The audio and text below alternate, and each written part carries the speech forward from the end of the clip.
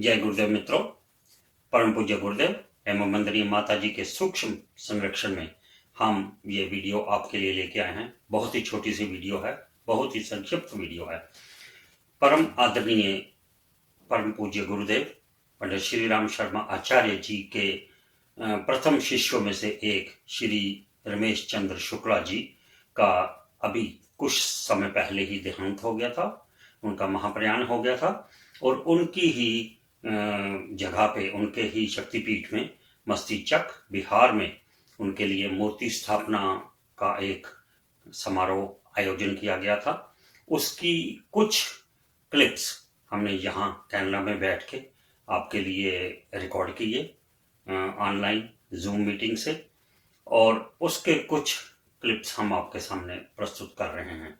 मूर्ति स्थापना के क्लिप्स हैं और साथ में ही कुछ और भी समारोह है, जैसे वहाँ पे छात्रावास का आयोजन हुआ, भूमि पूजन हुआ, और भी एक प्रोग्राम है जो आप वीडियो में ही देखेंगे। हम उसके बारे में अगर यहीं पे बोलेंगे तो वीडियो बहुत ज़्यादा लंबी हो जाएगी, इसलिए हम आपसे यही निवेदन कर रहे हैं कि आप उस वीडियो को देखिए, इस वीडियो को देखिए। बहुत ही संक्षिप्त सी वीडियो है और शुक्ला जी के साथ हमारा संपर्क कोई बहुत पुराना नहीं है। अभी थोड़ी देर ही पहले उनके साथ संपर्क हुआ था। मृत्युंजय तिवारी जी जो उनके नाती हैं, उनके साथ भी हमारा संपर्क हुआ। अखंड ज्योति आई हॉस्पिटल बिहार का जो हॉस्पिटल है इस वक्त वर्ल्ड क्लास हॉस्पिटल है, उसको भी आप वेबसाइट पे जाके आप गूगल सर्च कर सकते हैं, देख सकते हैं कि वहाँ पे छोटी छोटी बच्चियाँ किस प्रकार से बच्चों को, लोगों को, बुजुर्गों को जो क्योरेबल ब्लाइंडनेस है उसको ठीक करवाने में कार्यरत हैं। और हम वीडियो शुरू करने से पहले आपको ये ज़रूर कहेंगे कि हमने इस वीडियो से पहले 4-5 वीडियो ज्ञान रथ के माध्यम से, हमारा जो प्लेटफॉर्म है ऑनलाइन ज्ञान रथ के माध्यम से, हमने 4-5 वीडियो और भी बनाई थी। आप भी उनको आप उनको भी देख लीजिए। हम उनके सभी के लिंक्स हम नीचे डिस्क्रिप्शन बॉक्स में दे देंगे और हमारे लेख भी पढ़ लीजिए। हम ये चाहते हैं कि आपको सभी को ये पता चले कि अखंड ज्योति आई हॉस्पिटल मस्तीचक में जो स्थित है और बिहार जैसे प्रदेश में जहाँ मोस्टली ये कहा जाता है कि ये एक पिछड़ा हुआ प्रदेश है, कैसे जंगल में मंगल हुआ है। और हम इसके लिए आदरणीय स्वर्गीय शिरोमणि शिष्य रमेश चंद्र शुक्ला जी को, जिनको शुक्ला बाबा के नाम से जाना जाता है वहाँ पे, उनको तो नतमस्तक हैं ही, लेकिन हम सुनैना दीदी को जो उनकी बेटी हैं और आदरणीय मृत्युंजय तिवारी जी को जो अखंड ज्योति आई हॉस्पिटल के ट्रस्टी हैं, उनके लिए भी हम नतमस्तक हैं। और उनकी पूरी टीम को, बच्चियां जो काम कर रही हैं, उनके लिए हमारा हमेशा शुभ आशीर्वाद रहेगा।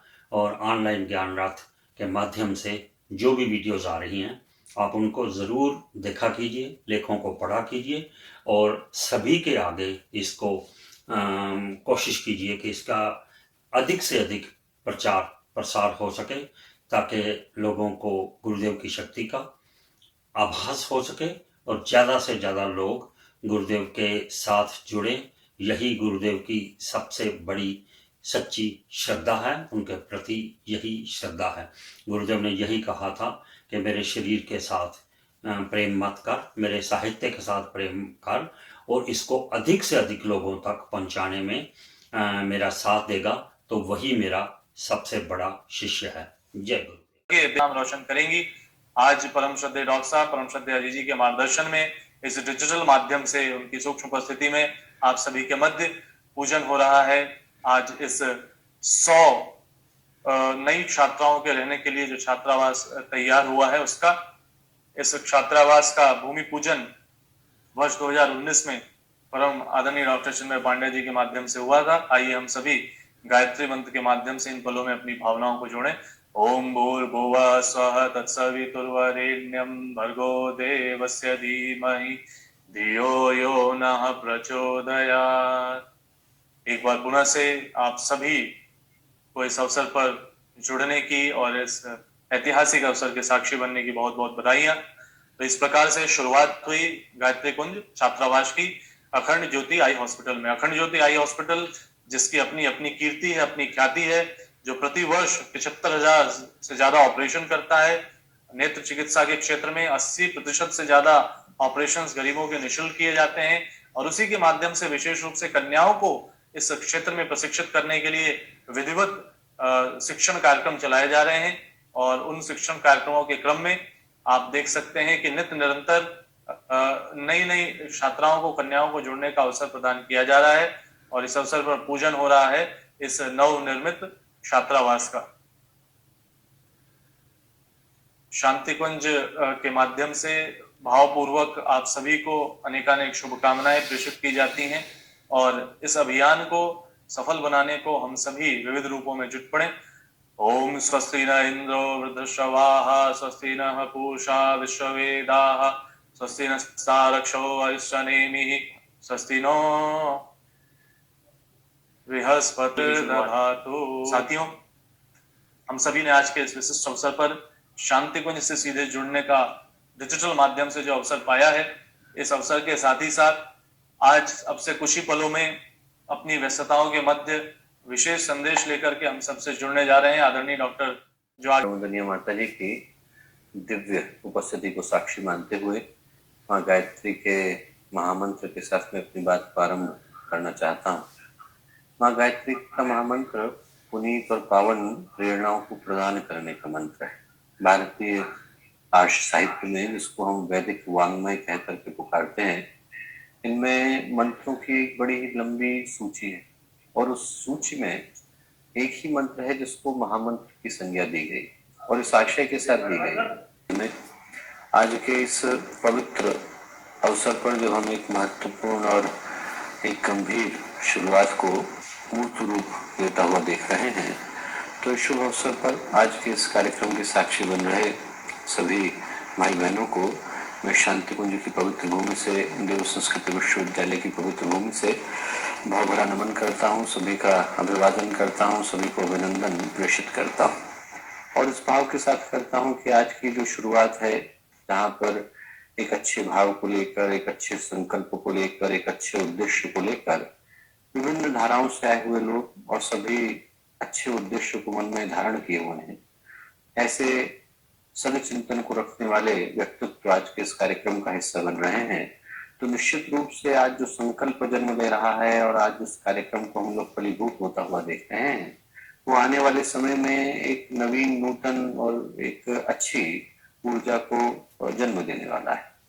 आज जिन परिस्थितियों में हम लोग मिल रहे हैं दोस्तों, उसमें इस बात का मूल्यांकन आवश्यक हो जाता है कि जो आज की परिस्थितियां हैं वो इंसानियत के सामने, मानवता के सामने गंभीर चुनौती को लेकर के आए और इसलिए लेकर के आए हैं क्योंकि आज मनुष्य दो विभिन्न राहों के बीच में विभक्त सा दिखाई पड़ता है। एक तरफ की राह तो वो है जो इंसान को शुभ, मंगल और कल्याण की ओर लेकर के जाती है, जहां पर अच्छाई का मार्ग है, श्रेष्ठता का मार्ग है, उत्कृष्टता का, उच्चता का मार्ग है, जिसको हम देवी मार्ग कह करके पुकारते हैं।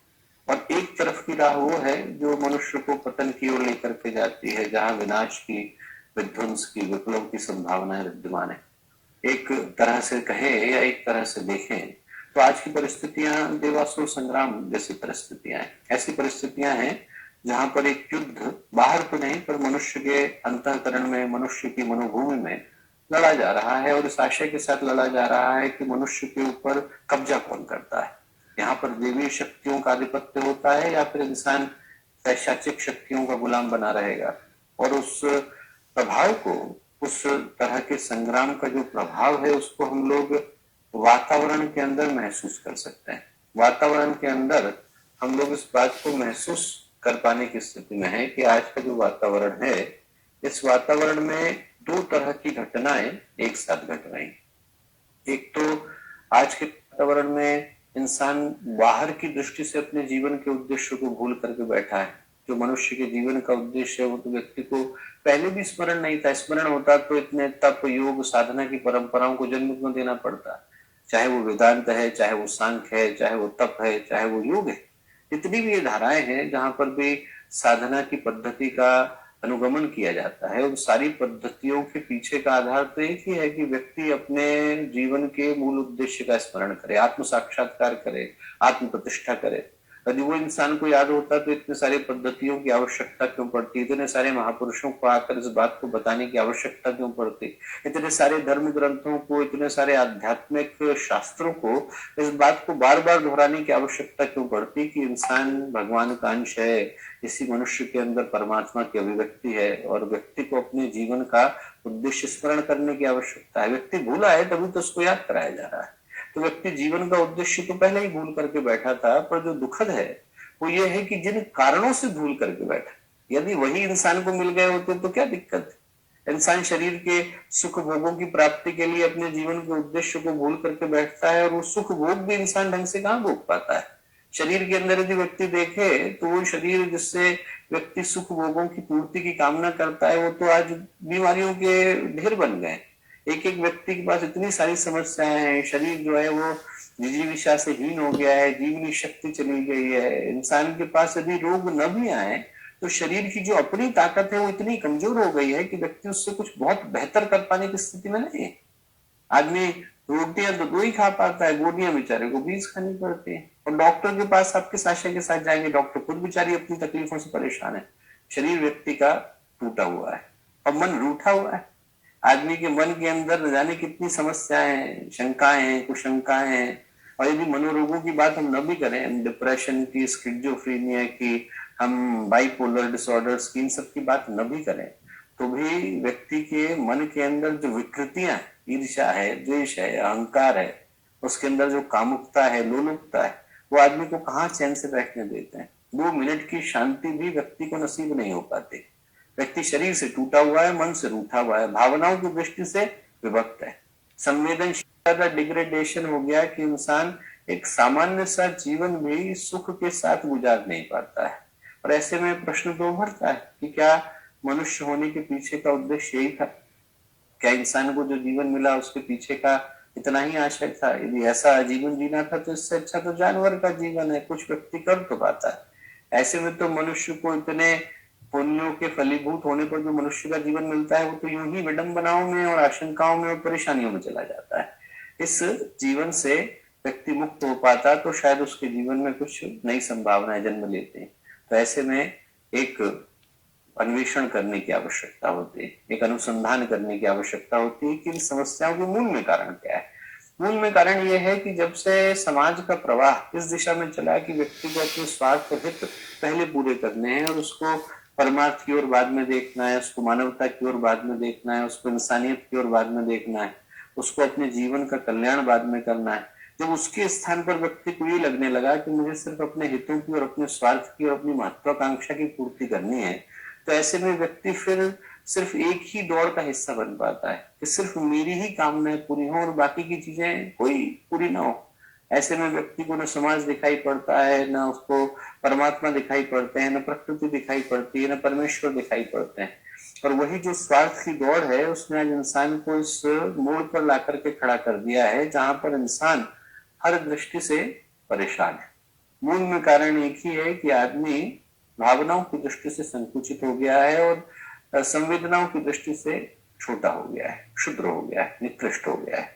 और इसी कारण यहाँ पर आज के समय की जो घटनाएं जिस तरह की घटती दिखाई पड़ती हैं वो इंसान को परेशानी और कष्ट और दुख और पीड़ा के अलावा कुछ दे करके नहीं जाती। जबकि भारत की भूमि तो त्याग की भूमि रही है, दया की भूमि रही है, बलिदान की भूमि रही है, बांटने की भूमि रही। यहाँ पर तो सिद्धांत ये रहा जो संत कबीर कह करके गए कि साईं इतना दीजिए जामे कुटुंब समाए, मैं भी भूखा ना रहूं दूजा भूखा ना जाए, साधु भूखा ना जाए। वर्तमान में तो अनेकानेक कन्याएं जो हमारे 21वीं सदी की, नारी सदी की अग्रगमन करने वाली नेतृत्वकर्ता कन्याएं होंगी। उनके साथ साथ आने वाले भविष्य में अनेकानेक हमारे अपने इस क्रम से जुड़ते जाएंगे। तो एक बार पुनः से आप सभी के डिजिटल उपस्थिति में और गायत्री शक्तिपीठ मस्तिचक में उपस्थित हमारे सभी परिजनों की उपस्थिति में परम श्रद्धेय डॉक्टर साहब, परम श्रद्धेय जी के विशेष मार्गदर्शन में आज इस क्रम का शुभारंभ हुआ, इस क्रम की शुरुआत हुई। तो 2 विधिवत नई शुरुआत यहाँ हो चुकी है। एक और पंडित रमेश चंद्र शुक्ल बालिका विद्या मंदिर की शुरुआत और वहीं दूसरी ओर गायत्री कुंज छात्रावास अखंड ज्योति आई हॉस्पिटल एक बड़ी महत्वपूर्ण भूमिका जो धन्यवाद देने की होती है वो निभाने के लिए आदरणीय अजीत जी भाई साहब का हम सब हृदय से आभार करते हैं, अभिनंदन करते हैं। हम आभार अभिनंदन करते हैं आपकी पूरी टीम का। और इस माध्यम से शांति कुंज से सीधे आज के इस अवसर पर परम श्रद्धेय डॉक्टर साहब, परम श्रद्धेय जी के मार्गदर्शन में, परमादरणीय डॉक्टर चिन्मय पांड्या जी की प्रेरणाओं से ये विशेष आयोजन यहाँ संपन्न होता है। आदरणीय डॉक्टर प्रणव पंड्या जी ने इस हॉस्पिटल का शिलान्यास किया था और आज वो हॉस्पिटल कितना बड़ा वट वृक्ष बन गया है तो देखने वाली बात है। वैसे ही ये छोटा सा शिलान्यास आदरणीय डॉक्टर चिन्मय पंड्या जी ने अप्रैल 2019 में किया था, जहाँ पे आज हमारा गायत्री कुंज छात्रावास बनकर तैयार हुआ है, जिसका उद्घाटन परम श्रद्धेय डॉक्टर साहब ने और परम आदरणीय डॉक्टर जी ने किया। हम सब गायत्री शक्ति पीठ मस्तीचक की तरफ से उनका आभार व्यक्त करते हैं। हम आभार व्यक्त करते हैं ईएमडी की टीम को, शांति कुंज की ईएमडी टीम को। हम आभार व्यक्त करते हैं अपने भाई, अपने अनुज गोपाल जी का। गोपाल जी हर वक्त हमारे लिए तैयार बैठे होते हैं। जब भी हमें किसी भी तरह की जरूरत होती है, जब भी कोई एंकरिंग करनी होती है, तो गोपाल जी हमारे लिए संघर्ष तैयार होते हैं। गोपाल जी का भी मैं हार्दिक धन्यवाद करता हूं। मैं अपनी पूरी टीम की तरफ से, मस्तीचक की सारी जनता की तरफ से और गायत्री परिवार की तरफ से आप सबों को धन्यवाद करता हूं, आप सबों को आभार करता हूं। आप सभी का इससे जुड़ने के लिए बहुत बहुत धन्यवाद। साथियों, शांति कुंज वीडियो यूट्यूब चैनल वह माध्यम है जिसके माध्यम से आप निरंतर शांति कुंज हरिद्वार से जुड़े रहते हैं। चाहे साप्ताहिक यज्ञ की श्रृंखला हो, चाहे विविध पर्वों में दीप यज्ञ की श्रृंखला हो, चाहे बाल संस्कार शालाएं हो, चाहे किशोर कौशल शिविर हो, कन्या कौशल शिविर हो, या विविध मार्गदर्शन हो परम पूज्य गुरुदेव परमवंदनीय माता जी के, आप शांति कुंज वीडियो यूट्यूब चैनल को अवश्य सब्सक्राइब कर लें।